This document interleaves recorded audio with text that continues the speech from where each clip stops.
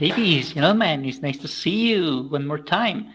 So, we're going to continue talking about the evidence we have to present in this occasion. So, let's do a quick recap. According to the schedule, we have time until the 5th of November to present uh, the activity related to the forum, Personaje Histórico. However, this is a suggestion for you to present this activity, a suggested date, because you will have time until the 20. Wait a minute, just a second. Yeah, you will have time until the 20th of November to present not only this activity but all activities related in the learning guide. ¿Vale? So, but we suggest you to complete this activity, this specific activity, on the 5th, so you don't have to present 4 activities at the same time, and you don't have to hurry presenting something that maybe will, perhaps, I hope no, might require feedback, and sometimes the feedback means that you will have to present again the activity. So that's something that we don't want to do, neither you nor me. So that's why we suggest you to present this activity as soon as possible. So we have until the 5th of November, according to schedule, but in fact, the reality is that you will have until the 20th of November to present everything. Additionally, we said that we are going to present something similar to what we did when we were talking about ourselves in the timeline. But in this case, we are not going to mention anything about us. Instead, we are going to talk about a person, an important person in life, in history, like Mahatma Gandhi, Nelson Mandela, Marie Curie, or whatever. And we are going to mention 15 events of his or her life, right? Because we are talking about events, we need to use the simple past tense. Okay, thank you very much. This part. And we are going to continue mentioning something else. So we also said that in order to understand, to present this activity, this forum, we needed to use a topic, a tense, or specifically the simple past tense. And talking about simple past tense, here you are. Excuse me. Talking about simple past tense, we said simple past tense is divided into parts. The management of verb to be, we have already studied how verb to be works, and we said that verb to be is used for the same reasons we use verb to be in present. So to talk about location, age, physical appearance, and so on. And we also said that verb to be can be conjugated as was or were. Instead of simple present tense with verb to be that we had is or are, here we are going to modify or conjugate the verb to be as was or were, and that's it. Because the reasons why we study verb to be in simple past tense are the same reasons why we study verb to be in simple present tense. The grammar is also the same. It's also similar because the organization is exactly the same. So in terms of simple past tense, side B, we already mentioned that the side B of the simple past tense has a affirmative, negative, and questions, affirmative and negative sentences as well as questions. And we said that when we compare the present with the past, the only thing that's going to change for negative sentences and questions is that the auxiliary verb is not going to be do or does, but instead it's going to be did. That's it. And for affirmative sentences in simple present tense, we needed a person or group of people who perform an action. I work, they study. But if we are mentioning something in past, we will need again a person or a group of people who performed an action in the past. So this is the difference. I worked, he studied. So we needed to remember that there are two kinds of verbs. So we have regular verbs and irregular verbs. Regular verbs are called on this way because they end in ed, and the pronunciation has three variations: to, do, it. And irregular verbs, for irregular verbs, we have to memorize them. So this is the little issue with irregular verbs. So once we understand simple past tense, once we already know this difference, so this is something we studied in sessions number 1, 2, and 3. So this is a quick summary of everything we have studied. Now we're going to mention what to do. I'm going to mention some suggested steps we can take into account in order to be able to create a story. It could be a story in past, in present, or in future, or a mix, doesn't matter. But because we are using this space to create a forum about a personaje histórico, right?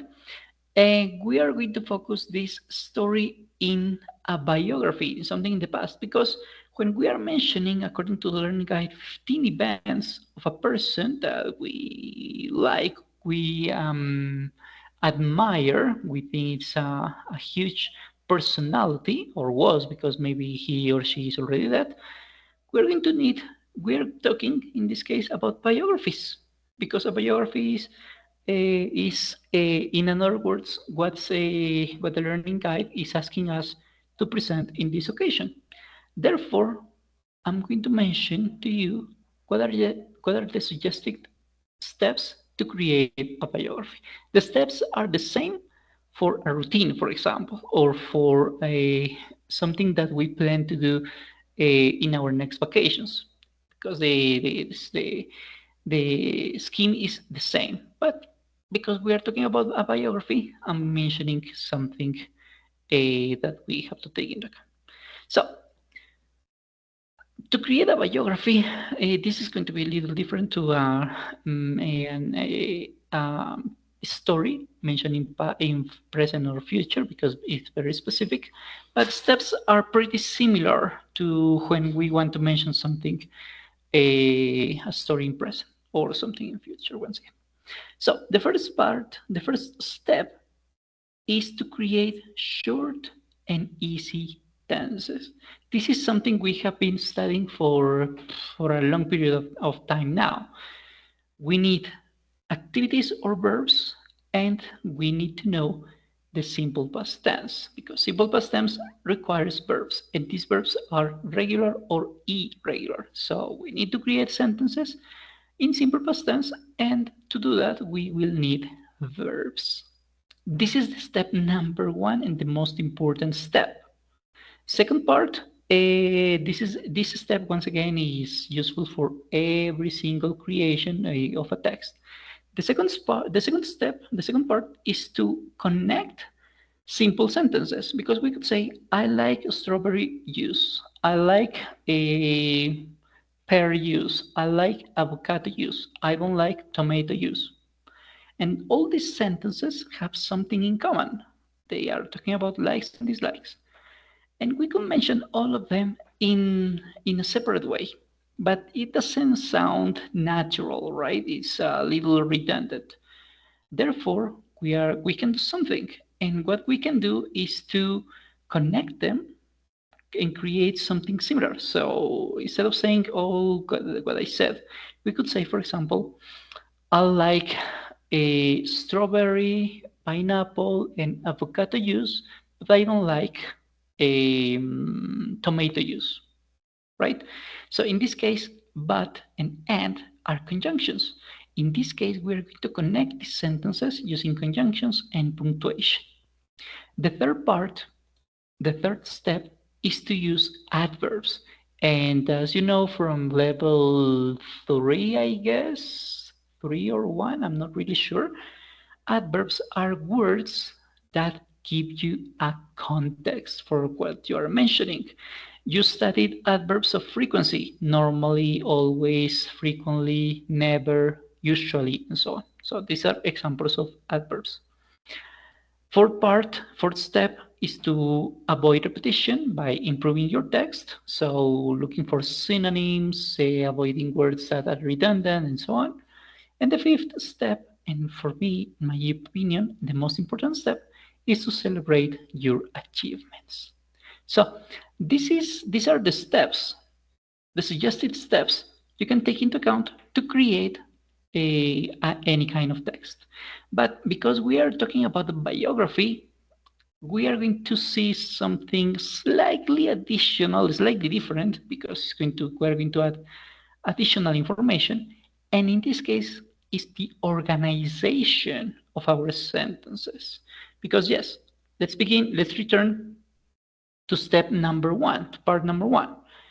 We are creating simple and short tenses, especially in the beginning. And the question is, how can we organize a biography?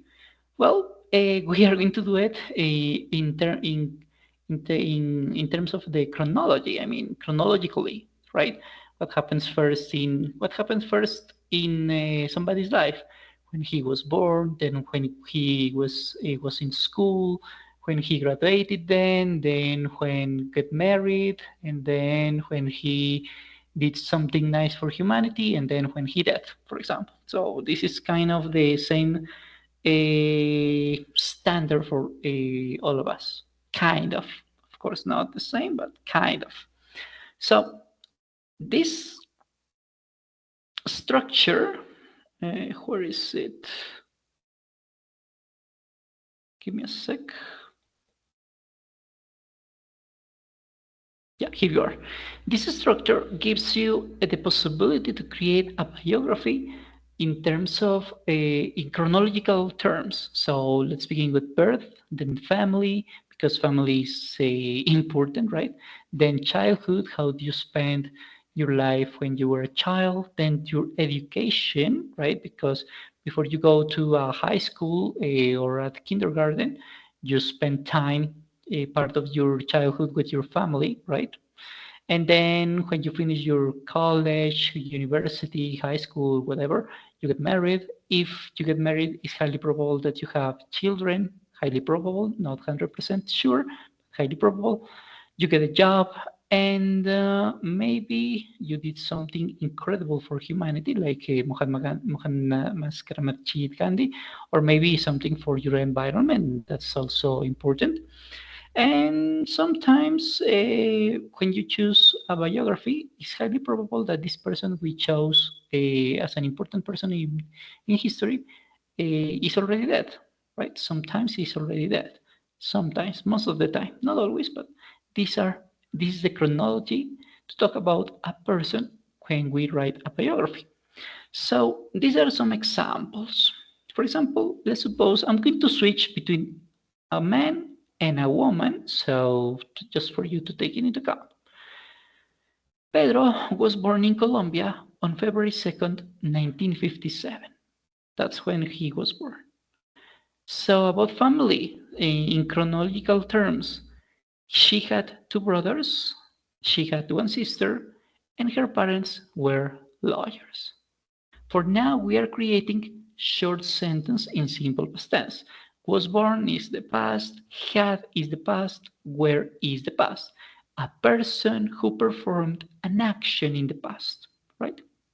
Let's go with childhood. Let's remember that when we are using the past simple, the past simple could be affirmative, negative, or a question. But because we are mentioning a story, questions are not coherent, not necessarily coherent in when we are mentioning stories, but it's highly coherent to mention something that in affirmative sentences or negative sentences.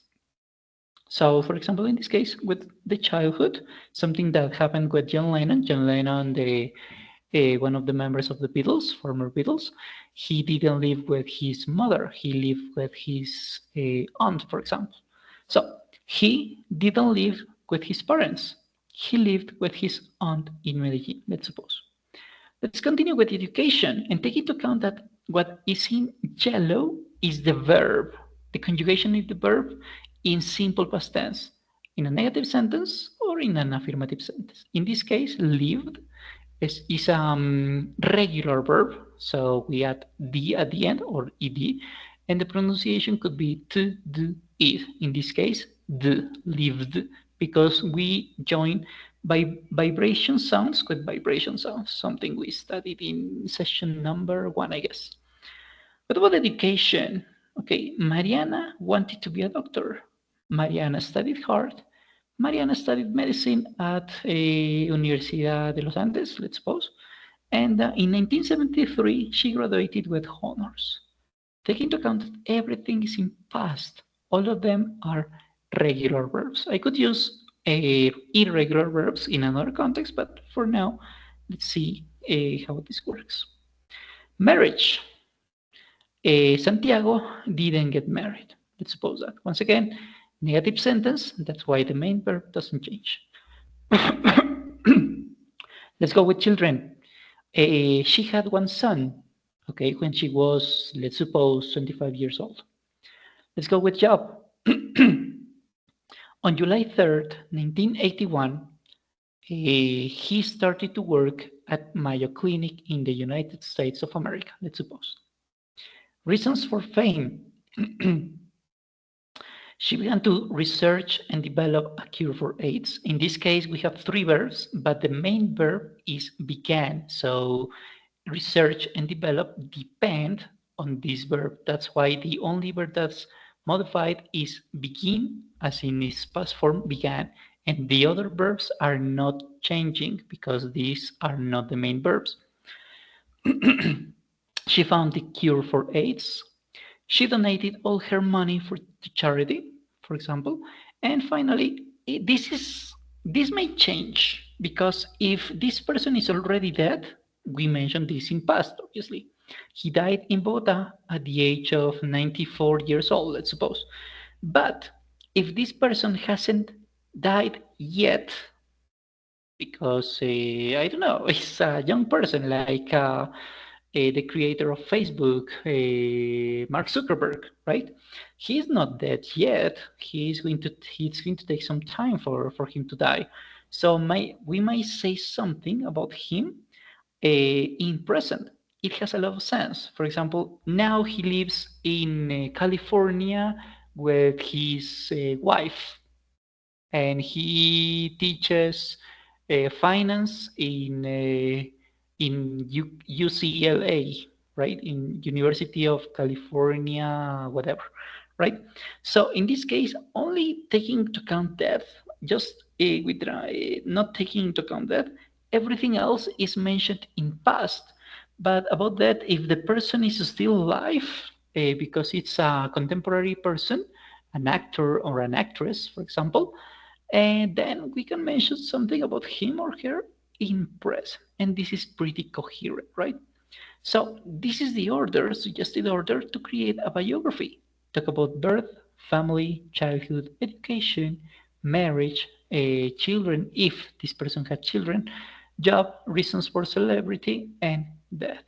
If applies, of course. Okay, let's go with part number 2. If you notice, these sentences are not connected, are simple, but we can improve this, right? Because this is not fancy at all. This is good, but not great. So how can we improve this? How can we mix everything and create something better? We're going to do it using conjunctions and using punctuation. Instead of saying just, she was born in Colombia, she had 2 brothers, she had one sister, her parents were lawyers, right? Disconnected sentences, we could say something like, she was born in Colombia, she had 2 brothers and one sister, and her parents were lawyers. So we are mixing all these ideas that are related in just one paragraph. He didn't live with his parents, but he lived with his aunt, in Medellin, right? We are mixing different ideas in one paragraph because all these ideas are related, so it has a lot of sense. Then we can create, provide, include context if we want to and if it's possible to do it, of course. So in this case, adverbs sometimes replace sentences, I mean, phrase, negative sentences. For example, instead of saying he didn't live with his parents, we could switch didn't for never because the meaning is exactly the same, but the way we understand that is a little more powerful. It's different to say, like in Spanish, él nunca vivió con sus padres, a él no vivió con sus padres, right? The meaning is the same, but the strength is different. He never lived with his parents, but he always lived with his aunt in Medellin. So we are just switching words or adding a little more information with these adverbs. And because you have studied adverbs of frequency, that's why I'm only mentioning adverbs of frequency, but we have different kinds of adverbs. And finally, we can improve this and avoid repetition. For example, his parents were lawyers. He never lived with his parents. Instead of saying this, for example, we could say his parents were lawyers, but he never lived with them. Instead of with his parents, right? Because them is talking about parents. Instead, he lived with his aunt Maria Medellin. So in this case, we are improving our text by adding more information and using punctuation, avoiding repetition, and using synonyms that can replace things that can be replaced, for example. And finally, the most important step, in my opinion, is for you to have fun, be creative, and especially celebrate your achievements because only you know how difficult or how easy it was for you, how many hours of your life you spent learning a topic similar to this. So, how much time you spent doing an activity. So, that's why it's important for you to celebrate everything you get because only you know how hard or easy it was, right? So these are the steps, suggested steps for you to complete this exercise, right? This forum, and I'm going to share with you this document in this web page. I'm sorry, that says how to create a biography. You are going to get it with the link in YouTube for you to check it and take it into account if needed. Here it mentions some examples that you can take into account to create the biography of your famous of your celebrity, right? So as always, this is all for today. If you have any questions, don't hesitate to contact me through Zayuna or my email, and I'll be checking those messages that you could send me. ¿Vale? So thank you very much for coming, guys. I wish you an excellent day and see you next time. Take care.